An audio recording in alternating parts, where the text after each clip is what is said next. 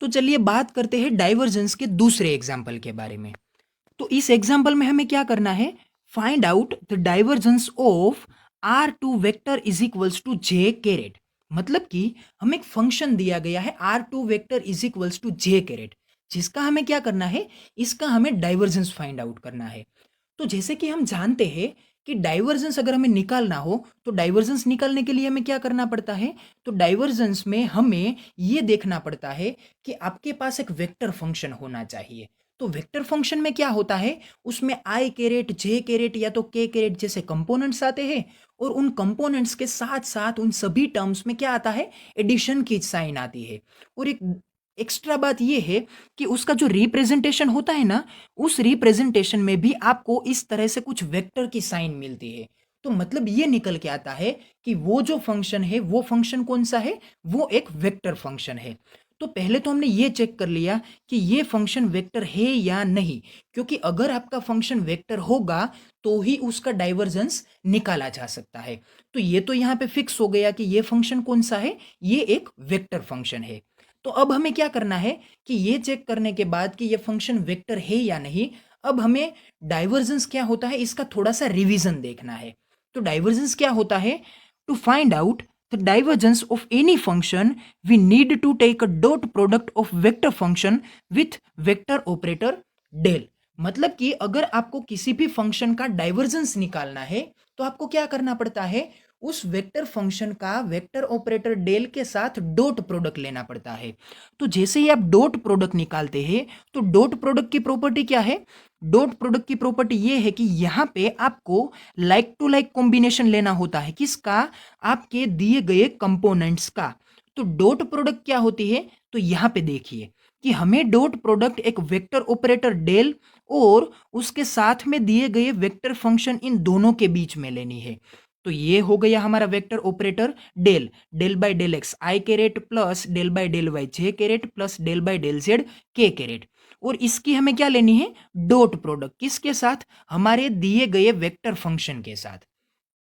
तो इस vector function में हमें लाइक टू लाइक कॉम्बिनेशन करना होता है, मतलब कि इस वेक्टर ऑपरेटर डेल का आई कैरेट और इस वेक्टर फंक्शन का भी आई कैरेट, वेक्टर ऑपरेटर का क्या है यहाँ पे डेल का जे कैरेट और फंक्शन का भी जे कैरेट, और यहाँ पे वेक्टर ऑपरेटर डेल का के कैरेट और फंक्शन का भी के कैरेट, इन तीनों को हमें इक्वली क्या करना होता है, कंबाइन। फिर इसकी डॉट प्रोडक्ट लेंगे और डॉट प्रोडक्ट लेने के बाद हम इसे क्या करेंगे, सिंप्लीफाई करेंगे।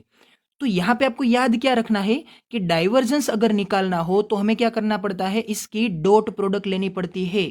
तो किसकी डॉट प्रोडक्ट लेंगे, dot product of vector operator del and vector function phi, या तो फिर वेक्टर फंक्शन एफ, जो भी आपको दिया गया हो उसकी।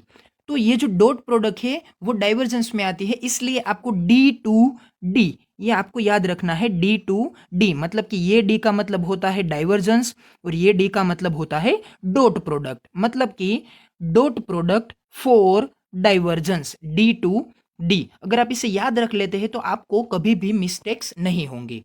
तो ये डॉट प्रोडक्ट का कंक्लूजन क्या होता है, final answer of divergence becomes always a scalar term.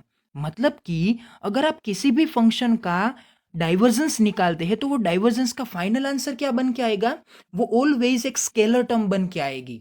और इस स्केलर टर्म का रीजन क्या है, क्योंकि जब आप दो वेक्टर्स की डॉट प्रोडक्ट फाइंड आउट करते हैं तो वो ऑलवेज क्या बन के आती है, वो ऑलवेज एक स्केलर टर्म बन के आती है।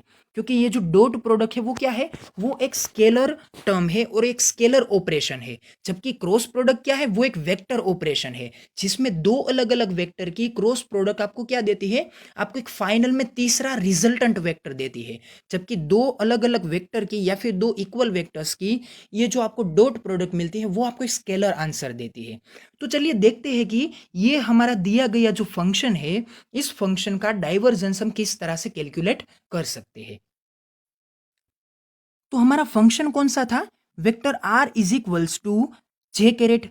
तो हमें क्या करना है कि हमारा आंसर फाइंड आउट करने के लिए, मतलब कि डाइवर्जेंस निकालने के लिए हमें निब्ला डॉट आर टू वेक्टर कुछ इस तरह से टर्म्स यूज करनी पड़ेगी। तो हम जानते हैं कि नेबला क्या है, नेबला है del by del x i caret, del by del y j caret और del by del z k caret. और इसके साथ में डॉट प्रोडक्ट लेकर हमने किसे रिप्लेस कर दिया, डॉट आर टू वेक्टर को। फिर हम क्या करते हैं, नेक्स्ट स्टेप में वेक्टर ऑपरेटर डेल के साथ साथ हम यहाँ पे ये जो हमारा R2 फंक्शन है, इस R2 फंक्शन का मीनिंग क्या है, जे कैरेट, तो हमने इसे यहाँ पे क्या कर दिया, रिप्लेस कर दिया। तो अब हम क्या करेंगे कि यहाँ पे like to like combination check करेंगे। तो देखिए इस टर्म में सिर्फ और सिर्फ क्या था, जे कैरेट था। तो जे कैरेट है मतलब कि यहाँ पे ना ही तो एक्स कैरेट है, सॉरी ना ही तो यहाँ पे आई कैरेट है, और ना ही यहाँ पे कौन सा, यहाँ पे के कैरेट है। तो आई और के दो कैरेट्स नहीं है। लेकिन अगर हमें इस पूरे के पूरे टर्म को अगर सिग्निफिकेंटली 100% फुलफिल लिखना है तो हम क्या करेंगे, ये जो हमारे दो टर्म्स जो कि हमारे दिए गए फंक्शन में नहीं है उसे हम किस तरह से लिख सकते हैं, उसे हम यहाँ पे जीरो के मल्टीप्लिकेशन के साथ लिख सकते हैं।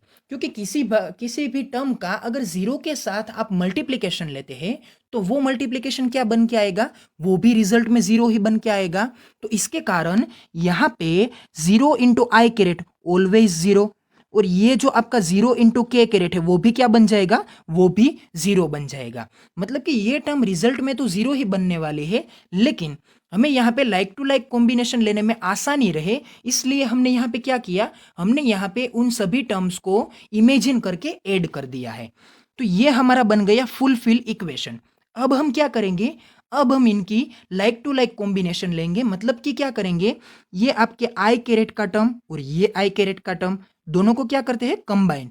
तो यहाँ पे आपको ये पहली टर्म मिलेगी, del by del x i caret dot zero time i carat.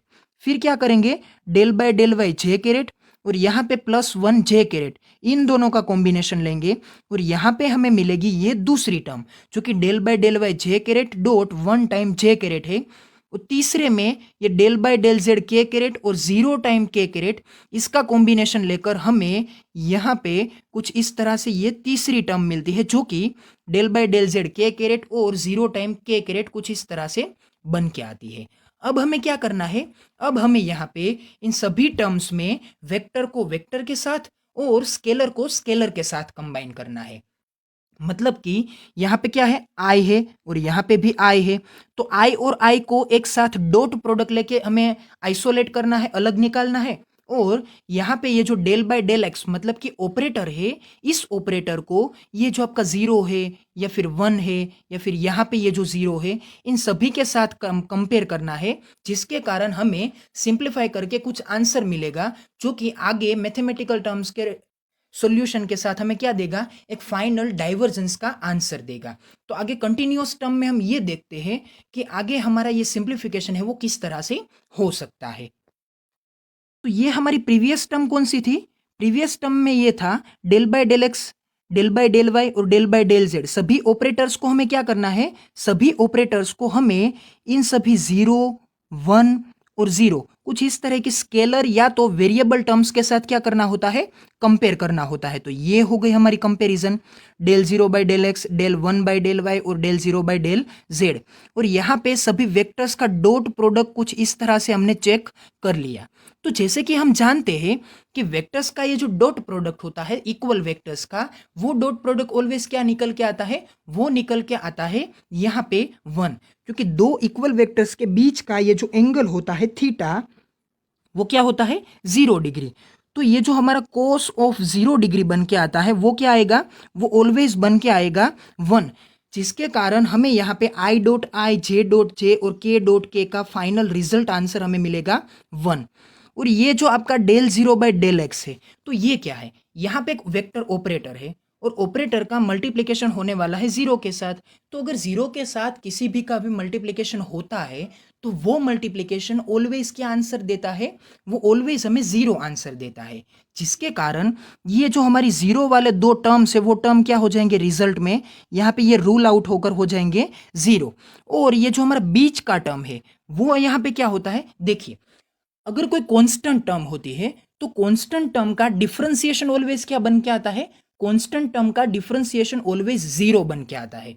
तो यहाँ पे ये जो हमारा वन है वो वन क्या है, वन एक कांस्टेंट टर्म है। तो कांस्टेंट टर्म का जब आप डिफरेंशिएशन लेते हैं तो वो डिफरेंशिएशन क्या बन के आता है, वो डिफरेंशिएशन बन के आता है जीरो। तो ये बात अगर आप अच्छी तरह से जानते हैं तो इस टर्म का आंसर आप यहाँ पे विदाउट एनी रीजन या फिर कोई भी कंफ्यूजन के बगैर आप यहाँ पे क्या लिख सकते हैं, 0 लिख सकते हैं। तो मतलब ये निकल के आया कि सभी डिफरेंशिएशन के ये जो टर्म्स है, इन सभी डिफरेंशिएशन टर्म्स का यहाँ पे जो रिजल्ट बन के आएगा वो रिजल्ट क्या है, 0 0 0। तो ये आंसर क्या हो गया, 0 हो गया, जिसके कारण आपको यहाँ पे सिर्फ और सिर्फ I dot I, J dot के और के डॉट के को ही कैरी ऑन करना है, और इसका भी आंसर क्या होता है, 1 1 1। लेकिन इन सभी टर्म्स में एक एक 0 होने के कारण फाइनल में आंसर क्या हो जाएगा, 0 हो जाएगा। तो यहाँ पे आप देखिए कि हमारे पास 3 अलग अलग प्रॉपर्टीज होती है कि डाइवर्जेंस क्या क्या हो सकता है, या तो वो 0 हो सकता है, या तो वो नेगेटिव हो सकता है, या तो वो क्या हो सकता है, पॉजिटिव हो सकता है। तो यहाँ पे आप देखिए, क्या ये पॉजिटिव है, नहीं ये पॉजिटिव तो नहीं है। तो यहाँ पे ये हमारी कंडीशन जो पॉजिटिव की थी वो क्या हो गई, रूल आउट हो गई। क्या ये नेगेटिव है, नहीं ये तो नेगेटिव भी नहीं है, तो ये नेगेटिव वाली जो कंडीशन है वो भी क्या हो गई, रूल आउट। तो लास्ट में आंसर क्या बचता है, आंसर ये बचता है कि यहाँ पे डाइवर्जेंस 0 है।